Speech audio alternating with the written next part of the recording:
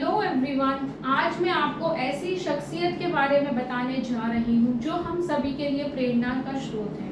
आज मैं आपको बताने जा रही हूँ भारत की 15वीं राष्ट्रपति श्रीमती द्रौपदी मुर्मू जी के बारे में।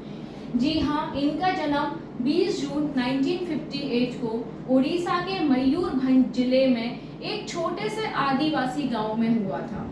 मतलब ये एक बहुत छोटे से गांव से बिलोंग करती हैं। किसी ने सोचा नहीं होगा कि एक छोटे से गांव से बिलोंग करने वाली लड़की आज इस पोजीशन पे बैठ जाएगी, है ना। द्रौपदी मुर्मू जी हम सबके लिए प्रेरणा का स्रोत है। फीमेल्स को उनसे प्रेरणा लेनी चाहिए कि कंडीशन चाहे जैसी भी हो, आपको हमेशा आगे बढ़ते रहना चाहिए, कभी भी गिव अप नहीं करना चाहिए। हमारी लाइफ में अप एंड डाउन आते रहते हैं, कैसी भी परिस्थितियां हो, लेकिन हमें उनसे हमेशा आगे बढ़ना है ना। हालातों के सामने डरना नहीं है। तो द्रौपदी मुर्मू जी की स्टोरी भी कुछ इन्हीं हालातों से है। उन्होंने भी इतना अपनी लाइफ में स्ट्रगल किया, इतना स्ट्रगल किया कि शायद ही मुझे लगता हो किसी ने भी अपनी लाइफ में इतना स्ट्रगल किया होगा। तो आइए जानते हैं इनकी जीवनी कि इनकी लाइफ में क्या क्या हुआ।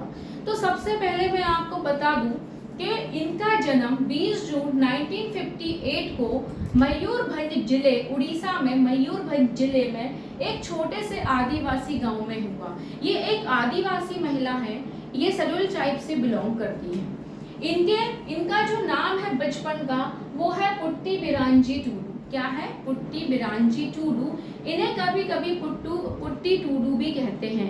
इनके पिताजी का नाम है बिरांजी नारायण टूडू। क्या नाम है? बिरांजी नारायण टूडू। एक क्वेश्चन आता है कि भारत की ऐसी कौन सी राष्ट्रपति है जो आजादी के बाद जन्मी है? तो कौन है वो? द्रौपदी मुर्मू। वरना बाकी के जो 14 राष्ट्रपति हैं वो आजादी से पहले जन्मे थे, लेकिन द्रौपदी मुर्मू जी हैं जो आजादी के बाद में जन्मी थी। शुरू से ही इन्हें बहुत पढ़ने का चाव था, बहुत इंटरेस्ट था, नई नई चीजें सीखने का इंटरेस्ट था इनको। पर इनके स्कूल में, इनके गांव में अच्छे स्कूल नहीं हुआ करते थे। इन्होंने एक दिन अपने पिताजी से बोला, पिताजी मुझे पढ़ना है। तो एक छोटे से गांव के एक छोटे से स्कूल में इनका एडमिशन करवा दिया। जब इनके पिताजी थे और इनके दादाजी काफी आदिवासी इलाके में काफी समझदार व्यक्ति थे और वहाँ गांव के मुखिया भी थे। इनके पिताजी गांव के मुखिया भी थे। जब इनका एडमिशन करवा दिया तो इनकी मैडम ने इनका नाम द्रौपदी टूडू कर दिया। इनका जो मुर्मू है वो शादी के बाद सरनेम हुआ था मुर्मू, है ना। इनका नाम क्या हुआ? द्रौपदी टूडू। फिर अब क्या हुआ, इनके जब ये पास वाले गांव में इनके नेता आए, पास वाले गांव में ही नेताजी आए। जब नेताजी आते हैं तो बहुत सारे पुलिस ऑफिसर्स और IAS IPS भी आते हैं नेताओं के साथ में। तो इनके पिताजी एक किसान थे और इनके 2 भाई भी थे, वो भी किसानी करने लगे थे पिताजी के संग में। तो इनके पिताजी ने बोला कि बेटा देखो, मैं तो जा नहीं पाऊंगा, अब तुम एक काम करो, अपने सारे डॉक्यूमेंट्स लेके चले जाओ। जब भी कक्षा 7वीं में थी, तुम डॉक्यूमेंट्स लेके चले जाओ, अपने सारे जो कागज वागज स्कूल से मिले हैं वहां जाके बोलो उनसे कि मुझे आगे पढ़ना है और हमारे स्कूल में इतना, हमारे गाँव में इतना अच्छा स्कूल नहीं है, लेकिन मैं पढ़ना चाहती हूँ। अच्छा, द्रौपदी जी को ना शुरू से ही सीखने का, मतलब पढ़ने का बहुत शौक था, कुछ नई नई चीजें सीखने का, क्रिएटिविटी, मतलब शुरू से ही था उनके अंदर एक जुनून था कि नहीं, मुझे कुछ आगे करना है, मुझे कुछ आगे बढ़ना है। तो ये बिल्कुल बोल्ड, देखिए इतनी छोटी सी उम्र में 8, 10, 12 साल की जो लड़की होती है, इतनी छोटी सी उम्र में इतनी भीड़ में चली गई और उन्होंने प्रस्ताव रखा कि देखिए मैं पढ़ना चाहती हूँ, लेकिन मेरे स्कूल में कक्षा 7वीं तक ही है और मुझे पढ़ना है।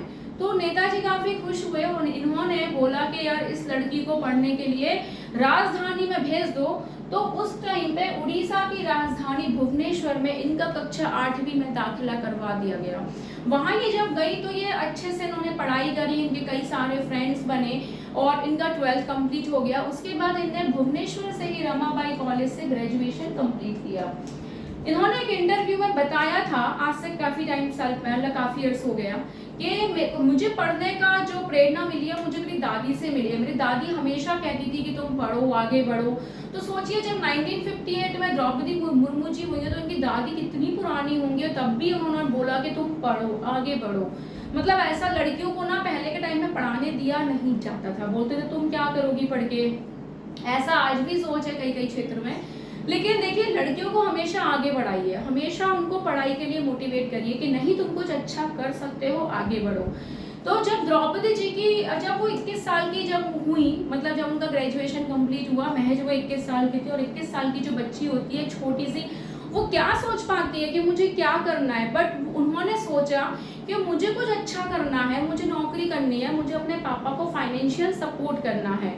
तो 21 साल की उम्र में ये एक इरिगेशन डिपार्टमेंट में क्लर्क की पोजीशन पे जॉब करने लगी और अपने पेरेंट्स को फाइनेंशियली सपोर्ट करने लगी। लेकिन 1980 में इनकी शादी श्यामचरण मुर्मू जी के साथ हो गई। कब हो गई?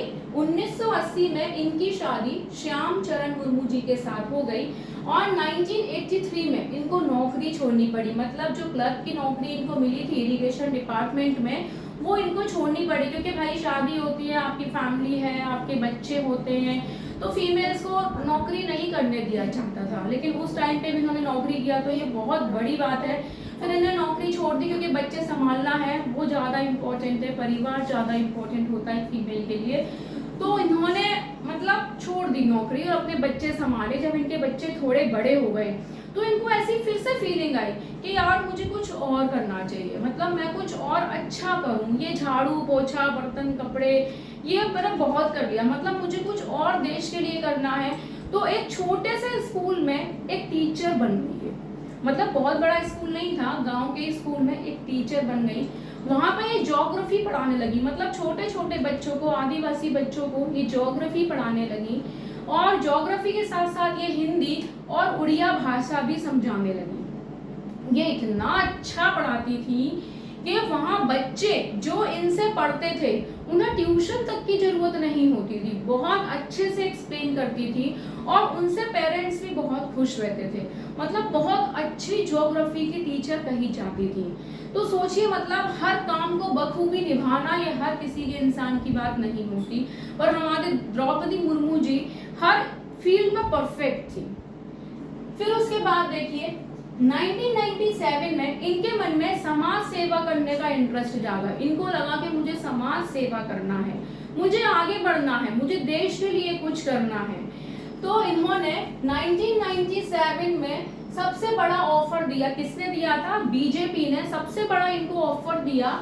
नगर पंचायत का चुनाव ये जीत गई। 1997 में ये नगर पंचायत का चुनाव जीत गई, क्योंकि इनको फुल सपोर्ट था अपने स्टूडेंट्स का, स्टूडेंट्स के पेरेंट्स का, गांव वाले बहुत खुश थे, टीचर बहुत अच्छी थी, तो आसपास के गांव में पूरा फेमस हो गई थी। तो इनको सबका भरपूर सहयोग मिला और 1997 में ये नगर पंचायत का चुनाव जीत गई। 1997 से 2000 में एमएलए का इलेक्शन भी जीत चुकी थी ये, है ना। उड़ीसा के एमएलए के रूप में पदार्पण थी। मतलब 2000 से लेकर 2009 तक एमएलए की कुर्सी पर रही। 2000 से 2009 एमएलए की कुर्सी पर रही, लेकिन इसी बीच में 2000 से 2004 तक इन्हें मंत्री भी बनाया गया। ये मंत्री भी रही थी कॉमर्स डिपार्टमेंट में। सोचिए, जिसका दूर दूर तक कॉमर्स से कोई रिलेशन नहीं है, वो कॉमर्स डिपार्टमेंट की मंत्री भी रही थी। लेकिन उस फील्ड को भी इन्होंने बखूबी निभाया, बहुत मेहनत की और उस फील्ड में भी ये परफेक्ट रही। उसके बाद एमपी का इलेक्शन का टिकट मिला इन्हें, तो थोड़ा चुनाव वो हार गई। देखिए, हार जीत तो सब में चलती रहती है, लेकिन एमपी के चुनाव में ये हार गई, तो थोड़ा सा इन्हें दुख हुआ और ये अपने गांव वापस लौट गई। बोली अब मैं जो करूंगी अपने गांव में करूंगी। तभी इनकी लाइफ ने एक और ऐसा मोड़ लिया जो बहुत भयानक था। जी हाँ, बहुत भयानक। अगर किसी की जिंदगी में ऐसा मोड़ आ जाए तो वो इंसान क्या करे समझ में नहीं आता उसको। 2009 में इनका महज 25 साल का बेटा, जो शाम को अपने दोस्तों के साथ घर आया और सुबह नहीं उठा, और जब उसे डॉक्टर पे ले गए तो उसे डेड घोषित कर दिया गया। सोचो, जिसका एक महज 25 साल का बेटा लक्ष्मण मुर्मू चला गया हो, उस माँ पे क्या बीतेगी। सोचिए, 25 साल का बेटा इनका, उसकी डेथ हो चुकी थी। जब इनको ये खबर मिली तो ये डिप्रेशन में जाने लगी, इनके हस्बैंड भी डिप्रेशन में जाने लगी। और उसके बाद में ये तो चलिए ठीक है, उसके बाद 2013 में इनका छोटा बेटा महज 28 साल का, उसकी रोड एक्सीडेंट में भी मौत हो गई। तो आप सोचिए जिसके दो दो जवान बेटे चले गए हों उस माँ पे क्या बीतेगी। आप ये सोचिए माँ पूरा पागल हो जाएगी, डिप्रेशन में चली जाएगी, और इनके हस्बैंड भी डिप्रेशन में चले गए। और 2014 में इनके हस्बैंड की भी डेथ हो गई, उनको भी अटैक आ गया, उनकी भी डेथ हो गई। इतना सोचने में जिसके दो दो बड़े बड़े बेटे चले गए हों, वो पेरेंट्स क्या सोचेंगे, क्या करेंगे, उनकी तो कितनी हालत खराब होगी। एक बार आप जरा सोच के देखिए, आपके भी रोंगटे खड़े हो जाएंगे। फिर 2014 में इनकी माँ जिससे हम अपने हर दिल की बात शेयर करते हैं, इनकी माँ भी चली गई, इनका बड़ा भाई भी गुजर गया। सोचिए कितना पहाड़ टूटा। किसी की लाइफ में फाइनेंशियल दिक्कत हो तो वो सहन कर सकता है, एजुकेशन नहीं हो तो सहन हो सकता है, अगर हॉस्पिटल नहीं हो, गांव में लाइट नहीं हो, ये तो छोटे मोटे दर्द होते हैं, ये हर इंसान सहन कर सकता है। बट किसी के दो बड़े बड़े बेटे, किसी का हस्बैंड चला गया हो, माँ चली गई हो, भाई चला गया हो, 6-7 साल में इतना अप एंड डाउन रहा इनकी लाइफ में कि ये इतना डिप्रेशन में आ गई थी। फिर ये जाके इनने आध्यात्म का सहारा लिया, इन्होंने आध्यात्म का सहारा लिया। आध्यात्म के सहारे से फिर उन्होंने मेडिटेशन, ब्रह्म कुमारी आश्रम ज्वाइन किया, मेडिटेशन किया, योगा किया। फिर ये थोड़ा सा कम बैक हुई अपनी लाइफ में, क्योंकि इनकी एक बेटी भी है इतिश्री मुर्मू, जो कि बैंक में जॉब करती है। फिर इन्हें कम बैक किया और 2015 में इन्हें फिर एक बड़ा मौका मिला। मतलब कि जैसे तैसे करके अपने दुखों से थोड़ा सा ओवरकम करके बाहर आई। फिर इन्हें लाइफ में एक टर्न दिया और उस टर्न ने इनकी जिंदगी बदल दी। इन्हें झारखंड की राज्यपाल बना दिया गया और इन्होंने झारखंड के लिए बहुत काम किया, बहुत ज्यादा काम किया। और 2015 से 2021 तक ये झारखंड की राज्यपाल रही। और 2022 में आप सभी को याद होगा 25 जुलाई 2022 मतलब 25 जुलाई 2022 में इन्होंने हमारे देश की राष्ट्रपति के रूप में शपथ ली। इसके रूप में शपथ ली, हमारे देश की 15वीं राष्ट्रपति के रूप में शपथ ली श्रीमती द्रौपदी मुर्मू जी ने। और एक चीज मैं आपसे और कहना चाहूंगी, हालातों के सामने कभी कमजोर मत बनो, हालातों के सामने कभी कमजोर मत बनो, बल्कि उन हालातों को अपनी ताकत बना लो, बल्कि उन हालातों को अपनी ताकत बना लो। हमें इनसे इतना कुछ सीखने को मिला है द्रौपदी मुर्मू जी से कि रंग रूप, पैसे का अभाव, एजुकेशन का अभाव, ये सब मायने नहीं रखता। अगर आपके अंदर दृढ़ संकल्प है, आपकी सोच पॉजिटिव है, आपके अंदर चाव है, जुनून है, तो एक ना एक दिन हर महिला, हर इंसान आज के देश में आगे बढ़ सकता है और बिल्कुल बढ़ना चाहिए। लाइफ है, उतार चढ़ाव आते रहते हैं, लेकिन हमें कभी हार नहीं मानना चाहिए, हर हालातों में डटकर मुकाबला करना चाहिए। ऐसी हम सबके लिए प्रेरणा का स्रोत है श्रीमती द्रौपदी।